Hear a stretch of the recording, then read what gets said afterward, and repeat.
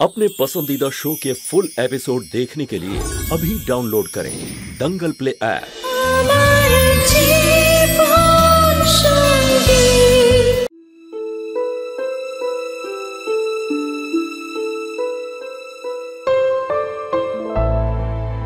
अरे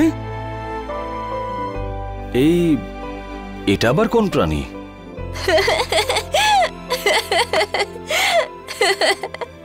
আপনি এটাও জানেন না?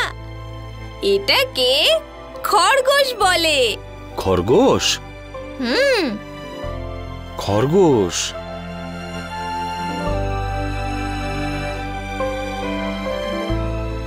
ওর নাম কি তাহলে? ওর নাম হলো বানি। বানি? আমি হলাম বানি, একটা খরগোশ। আমিও তোমার মতন চঞ্চল, ভীষণ বদমাইশ, খুব দুষ্ট, কিন্তু আমি নিজের সম্পূর্ণ খেয়াল রাখি। আমি কখনো টেরেসে যাই না, সেখানে যাই জিনিস থাকুক না কেন। আরে আমি তো নিজের ফেভারিট গাজর খেতেও যাই না, কারণ ওই জায়গাটা বিপজ্জনক, কারণ ওখানে গেলে আমি পড়ে যাব আর আমার ভীষণ আঘাত লাগবে।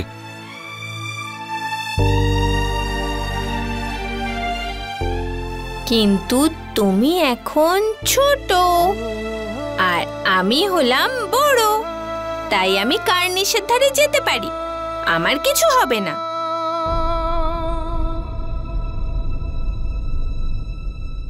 আরে কিন্তু আমি তোমার বন্ধু, তো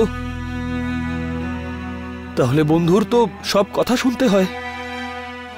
এবার বলো যে তুমি আর কখনো ওখানে যাবে না, এরকম বিপজ্জনক কিচ্ছু করবে না, বলো। তুমি রেগে যেও না। আচ্ছা ঠিক আছে, যাবো না, কিন্তু ওই জায়গাটা বিপজ্জনক ছিল না।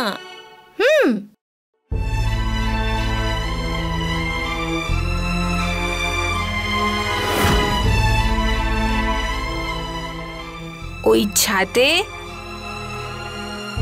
কার্নিশে কখনো যেতে নেই, না হলে বন্ধু খুব রাগ করবে।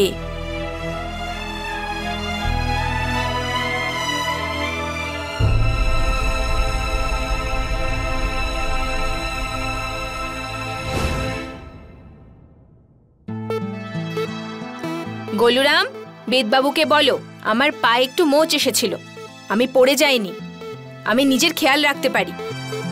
আর এই সাবধান হওয়া কাকে বলে আমি খুব ভালো করে জানি। আর এই বেদবাবু না এত টেনশন করেন আর লোককেও ততটাই টেনশন দেন। আমার নিজের খেয়াল আমি নিজে রাখতে পারি। হ্যাঁ, খুব খেয়াল রাখতে জানো। গোলুরাম, তুমিও বুঝিয়ে দাও বিদিকে, যদি খেয়াল রাখতে জানতো তাহলে পাটা মচকাতোই না। আরে এটা তো কথাতেও আছে যে সাবধানতার কোনো মার নেই। বাঁচবে।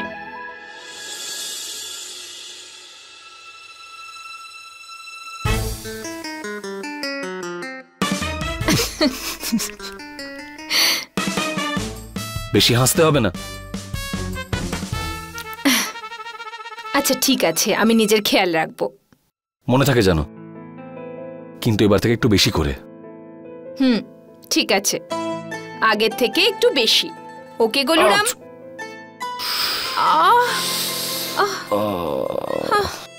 আপনি হ্যাঁ, এদিকে এসো, এদিকে এসো। পাগলি, তোমাকে নিজের খেয়াল রাখতে হবে বিধি, কারণ তুমি ঠিক থাকলেই আমি ঠিক থাকবো। খুব বড় দায়িত্ব তোমার উপরে, বুঝতে পারলে?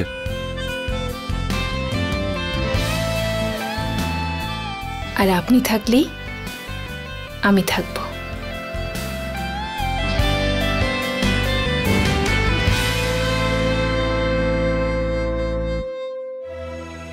কি করে বোঝাই আমি তোমাকে যে আগের থেকেও বেশি খেয়াল রাখতে হবে তোমার?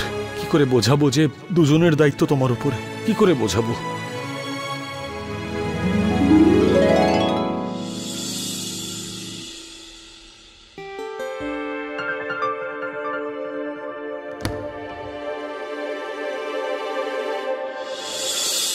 ক্লান্ত হয়ে গেছি বাবা।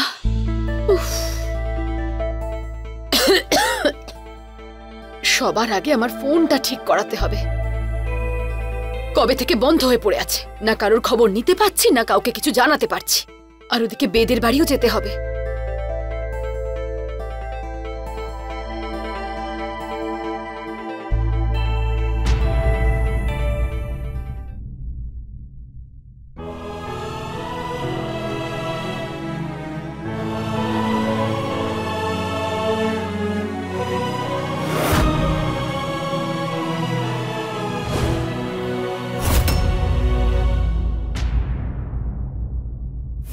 অনেক দিনের জন্য বাইরে গেছিলে তুমি, তাই না মা? কেন এসেছি সেখানে? তাহলে আর কোথায় যেতাম? যবে থেকে জেল থেকে ফিরেছি প্রতিদিন এই বাড়ির বাইরে এসে দাঁড়িয়ে থাকতাম, অপেক্ষা করতাম কবে এই বাড়ির দরজা খুলবে আর কবে ফিরে আসবে আমার মা।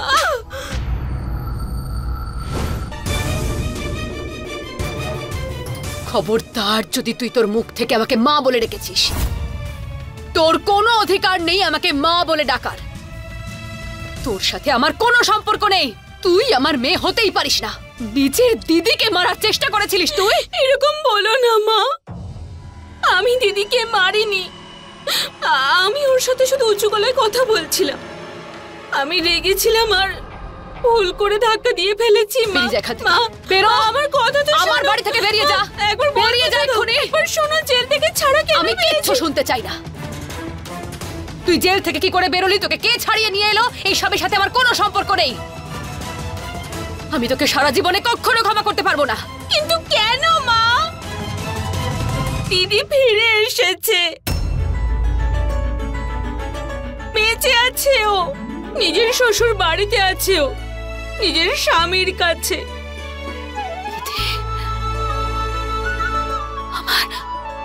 আমার বিধি বিধি বেঁচে আছে। হ্যাঁ মা, দিদি বেঁচে আছে, বেঁচে আছে আমাদের দিদি। তুই আবার আমাকে মিথ্যে বলছিস? না মা, আমি মিথ্যে বলছি না, দিদি সত্যি বেঁচে আছে। তাই তো আমি জেল থেকে ছাড়া পেয়েছি। আমার উপর থেকে সব কেস তুলে নেওয়া হয়েছে। আমি যে কদিন জেলে ছিলাম সেটাই আমার শাস্তি হিসেবে ধরে নেওয়া হয়েছে। আমার বিধি। মা, আমি আমার জীবনটা নতুন করে বাঁচতে চাই, তাই আমি দিদির কাছে ক্ষমা চাইতেও গেছিলাম। কিন্তু প্রতিভা আন্টি দিদির সঙ্গে দেখা করতে দেয়নি। আমায় বলল যে আমি যেন ওই বাড়িতে পাওনা রাখি।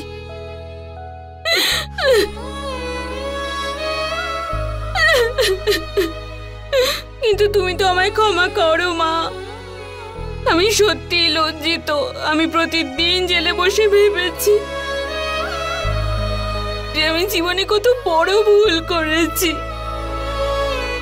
নিজের দিদির ভালোবাসা বুঝিনি আমি, কেন নিজের মায়ের মমতার দাম দিতে পারিনি আমি। কিন্তু মা, জীবনে তো প্রত্যেকেই দ্বিতীয় একটা সুযোগ পায়, তাহলে আমি কেন নয়? তুমি আমায় ক্ষমা করে দাও, কাছে টেনে নাও আমায় মা। আমি একটা ভালো মেয়ে হয়ে দেখাবো তোমায়।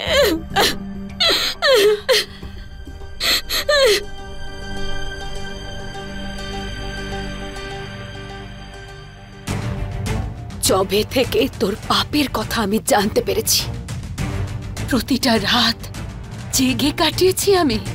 শুধু এটা ভেবে গেছি যে আমার শিক্ষা দীক্ষা, আমার দেওয়া সংস্কারে এমন কিসের অভাব রয়ে গেল যে আমার ছোট মেয়েটা এমন অপরাধী হয়ে গেল। কেন একজন ছোট বোন তার দিদিকে মারার চেষ্টা করতে পারে? আরে আমি তোকে কি করে ক্ষমা করব, যখন আমি নিজেকেই ক্ষমা করতে পারছি না যে আমি তোর মতো একটা মেয়েকে জন্ম দিয়েছি। সব থেকে বড় অপরাধী তো তুই তোর নিজের দিদির। যেদিন ও তোকে ক্ষমা করে দিতে পারবে সেদিন আমার কাছে আসিস, হয়তো আমি তোকে ক্ষমা করতে পারবো।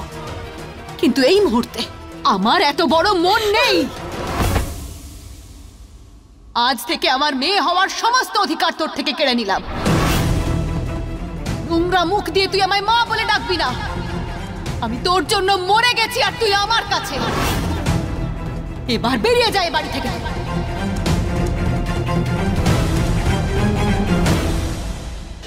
फुल एपिसोड देखने के लिए अभी डाउनलोड करें दंगल प्ले ऐप।